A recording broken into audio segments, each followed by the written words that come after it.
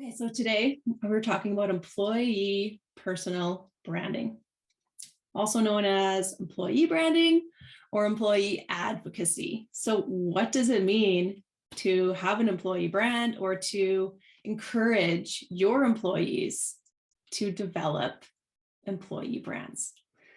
Okay, that's what we're going to talk about today. I want to share with you also what it is, in addition to what it is, the good, the bad, the really good about it. Let's overcome the fear of, oh, they're just going to leave, which is, I know, what a lot of people think.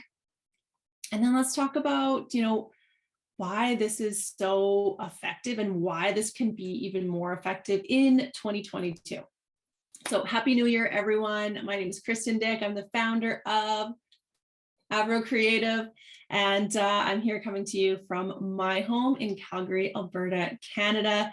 I'm a personal branding strategist, and I work with driven women to help you achieve your career goals, create a legacy, and do all of that through personal branding.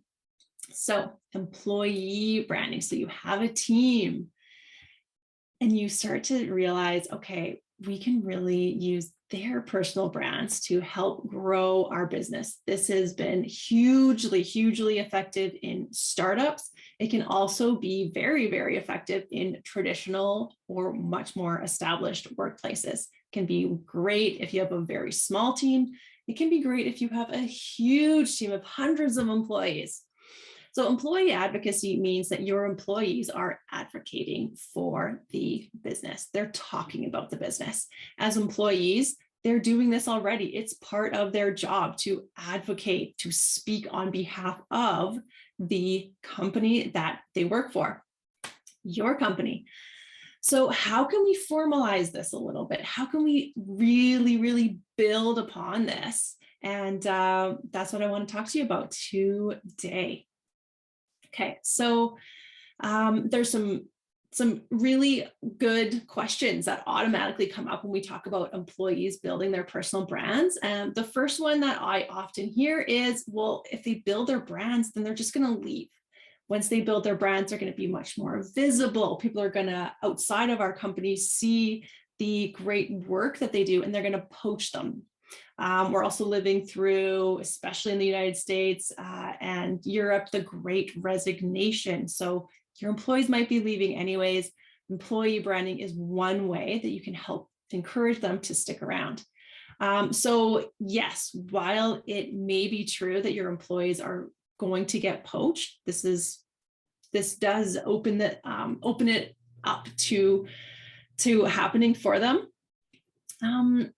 Keep in mind that they are going to be with you for a little while at least, and you want to really maximize how and where they are talking about you.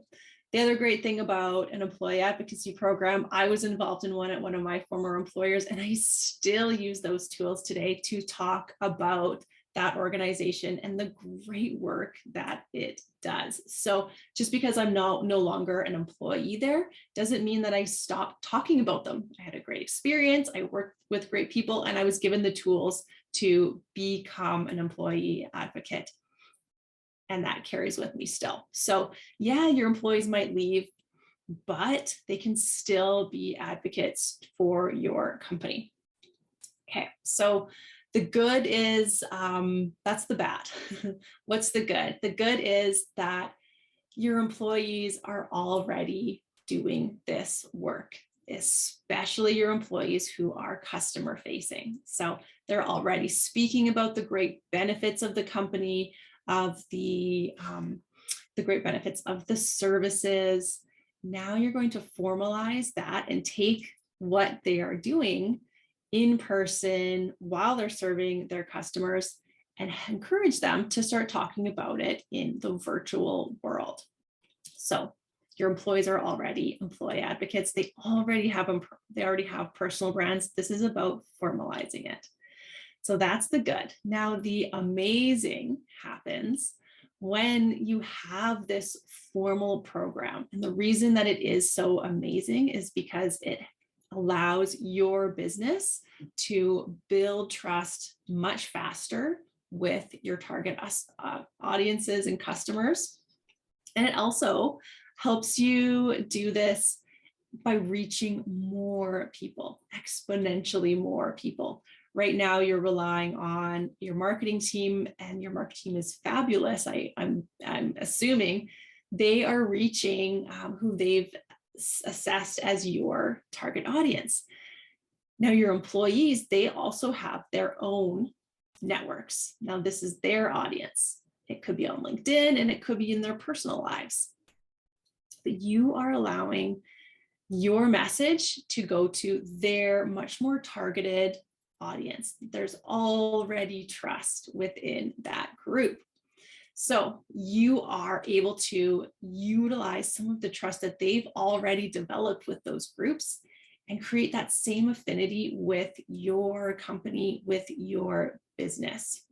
So we are living in the age of the individual. We are living in a time when there's a lot of mistrust of big businesses out there. And so people trust people. People trust people that they know.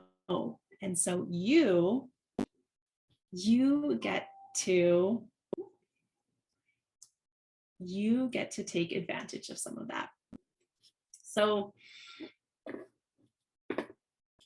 I really wish I could see some of your questions and your comments on here. Unfortunately, I cannot, but please drop them in the comments, and I'm going to go deeper in this idea and crack open this world for you of employee branding, talk to you about how you can start this on a shoestring or a very, very small or $0 budget. And walk you through some of the pain points that you might experience in upcoming LinkedIn Lives. So drop your comments, drop your questions, and I'll be back not next week. I'm going to be doing a live on someone else's channel the following week with all new information for you. Thanks so much, everybody, and we'll see you on the next one.